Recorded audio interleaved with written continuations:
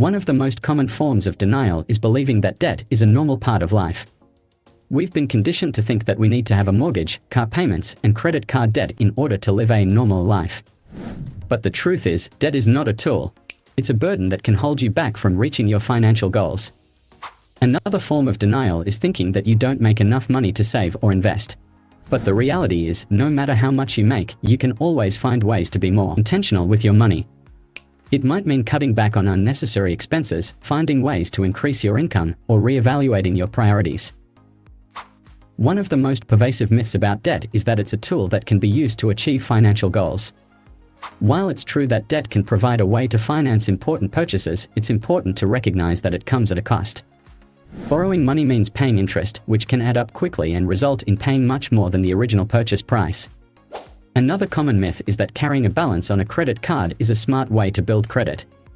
While it's true that using credit cards responsibly can help build a good credit score, carrying a balance from month to month can actually harm your credit score and lead to higher interest charges.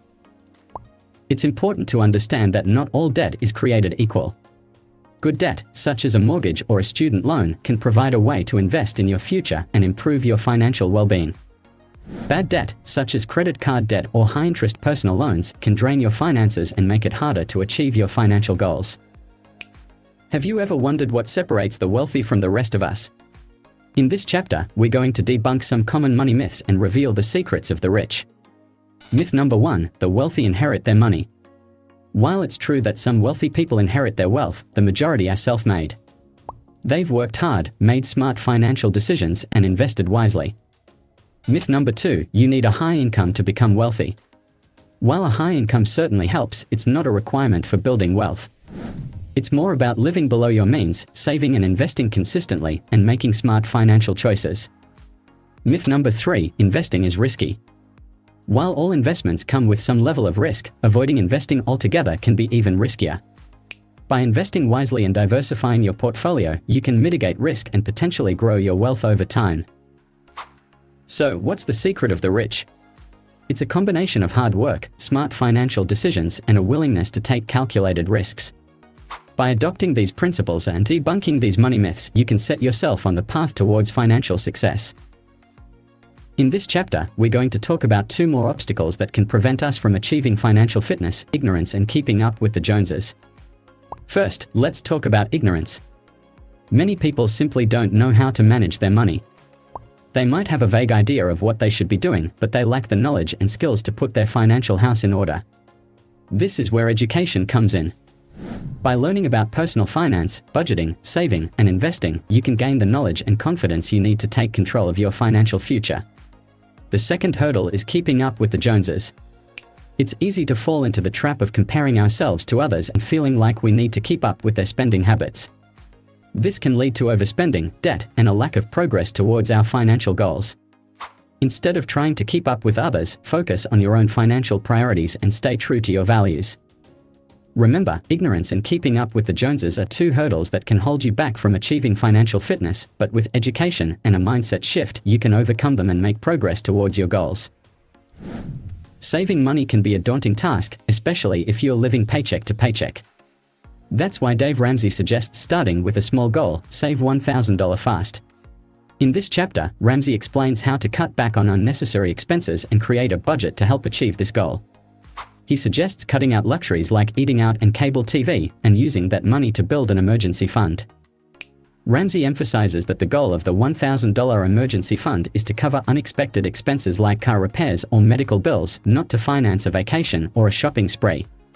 By starting small and focusing on this initial goal, you'll begin to build financial momentum and develop good money habits. Ramsey encourages readers to stay disciplined and stick to their budget, no matter how difficult it may be. Are you tired of being weighed down by debt? It's time to start the debt snowball. In this chapter, we'll show you how to tackle your debt head-on and gain momentum in your journey to financial freedom. The debt snowball method is all about starting small and gaining momentum. Begin by listing your debts from smallest to largest and focus on paying off the smallest balance first while making minimum payments on the others. Once the smallest debt is paid off, apply the money that was going towards that payment to the next smallest debt on the list. This creates a snowball effect, with each paid off debt increasing the amount you can put towards the next one. It's important to note that the debt snowball is not the most mathematically efficient method for paying off debt. However, it's effective because it provides a psychological boost that can keep you motivated to continue paying off your debts. In addition to the debt snowball method, we'll also cover how to negotiate with creditors and create a budget that prioritizes debt repayment. With these tools, you can start to gain control over your finances and work towards a debt-free life. Remember, the debt snowball method may take time and effort, but the end result is worth it. By breaking the cycle of debt and making progress towards your financial goals, you'll be well on your way to a healthier financial future. In this chapter, we'll discuss one of the most important steps in achieving financial fitness: building an emergency fund. Murphy's Law states that anything that can go wrong will go wrong. This is especially true when it comes to finances. Unexpected events such as job loss, illness, or home repairs can quickly drain your savings if you don't have a solid emergency fund in place. So, what exactly is an emergency fund? It's a savings account specifically designated for unexpected expenses. The general rule of thumb is to have 3 to 6 months' worth of living expenses saved up. This may seem like a daunting task, but it's important to start small and work your way up. One way to start building your emergency fund is to set aside a portion of your monthly income. This can be as little as $50 or $100 a month. Another option is to use windfalls such as tax refunds or bonuses to jumpstart your savings. It's important to keep your emergency fund in a separate savings account that is easily accessible in case of an emergency. However, it's equally important to avoid dipping into your emergency fund for non-emergency expenses such as vacations or new gadgets. By having a fully funded emergency fund, you can sleep better at night knowing that you are financially prepared for life's unexpected events. So, kick Murphy out and start building your emergency fund today. Are you planning for your retirement? It's never too early to start. In this chapter, we'll discuss how to maximize your retirement savings through investing.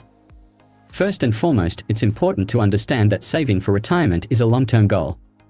You won't see immediate results, but with patience and consistency, your investments can grow substantially over time. One of the best ways to maximize your retirement savings is through a 401k plan, if your employer offers one. With a 401k, you can contribute pre-tax dollars to your retirement account, which means you'll pay less in taxes now and can let your investments grow tax-free until you retire. Another option is an individual retirement account, IRA, which allows you to save for retirement with pre-tax or post-tax dollars, depending on the type of IRA you choose. The advantage of an IRA is that you have more control over your investments and can choose from a wider variety of investment options. When it comes to investing, it's important to diversify your portfolio. Don't put all your eggs in one basket, as they say. Instead, spread your investments across different types of assets, such as stocks, bonds, and mutual funds. This will help reduce your risk and increase your potential for long-term growth. Lastly, it's important to regularly review and adjust your retirement plan as your financial situation and goals change over time. Consider meeting with a financial advisor to help you create a plan that fits your unique needs. By starting early, maximizing your contributions, diversifying your investments, and regularly reviewing your plan, you can be financially healthy for life and retire with confidence. Sending kids to college can be a significant expense, and many parents struggle to figure out how to pay for it. In this chapter, we will discuss some different options for funding a college education and how to choose the best one. One option is to save for college using a 529 college savings plan. These plans offer tax advantages and can be used to pay for qualified expenses such as tuition, fees, and room and board. Another option is to have the child take out student loans, which can be paid back after graduation. However, it's important to be cautious of the amount of debt the child is taking on and to ensure they are pursuing a degree that will lead to a good job. Scholarships and grants are another great way to fund college. Encouraging children to focus on academics and extracurricular activities can increase their chances of being awarded scholarships. It's also essential to research and apply for grants that are available. Ultimately, the best way to ensure that your children are financially fit for college is to start saving as early as possible and have open communication with your children about the cost of education. In this chapter, we'll discuss one of the biggest financial decisions most people make: homeownership. First, let's consider the pros and cons of homeownership. On the one hand, owning a home allows you to build equity and potentially increase your net worth over time. You also have the freedom to make changes to your home and personalize it as you see fit. On the other hand, owning a home comes with significant financial responsibilities, such as property taxes, maintenance, and repairs. When it comes to mortgages, it's important to choose a payment plan that works best for your financial situation. A 15-year mortgage may result in higher monthly payments, but can save you thousands in interest in the long run. Alternatively, a 30-year mortgage may have lower monthly payments, but you'll pay more in interest over time. Regardless of the mortgage you choose, it's important to prioritize paying off your mortgage as quickly as possible. This can help you save thousands in interest over the life of the loan and can also provide you with a sense of financial security and freedom. In conclusion, homeownership can be a great investment, but it's important to approach mortgages with caution and choose a payment plan that works best for your financial situation. By prioritizing paying off your mortgage quickly, you can save thousands in interest and achieve financial freedom sooner. In this chapter, we'll explore the principles of building long-term wealth and achieving financial independence.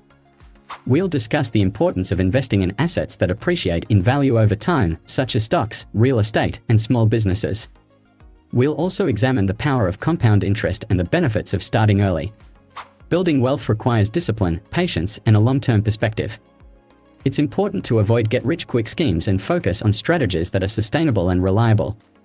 We'll provide tips for creating a solid investment plan and sticking to it, even in times of market volatility. Ultimately, becoming financially independent means having enough passive income to cover your expenses without relying on a traditional job. We'll discuss strategies for generating passive income, such as rental properties, dividend-paying stocks, and creating online businesses. In this final chapter of The Total Money Makeover, author Dave Ramsey encourages readers to adopt a unique mindset when it comes to personal finance. He suggests that in order to achieve financial freedom, we must be willing to live like no one else. What does this mean? It means making sacrifices now in order to reap the benefits later. It means being willing to cut back on expenses, live within our means, and prioritize our financial goals over immediate gratification. Ramsey acknowledges that this is not an easy task, but he emphasizes the importance of staying committed to our financial goals and surrounding ourselves with like-minded individuals who support our journey. He reminds readers that financial freedom is not just about the money, but also about the freedom and peace of mind that comes with it. By living like no one else, we can create a life of abundance and security for ourselves and our loved ones. In conclusion, the Total Money Makeover is a powerful tool for anyone looking to improve their financial situation. By following the steps outlined in this book, you can take control of your finances, build wealth, and achieve your goals. Remember, it's never too late to start, and every step you take towards financial fitness is a step in the right direction. Thank you for joining me on this journey, and I wish you all the best in your financial future.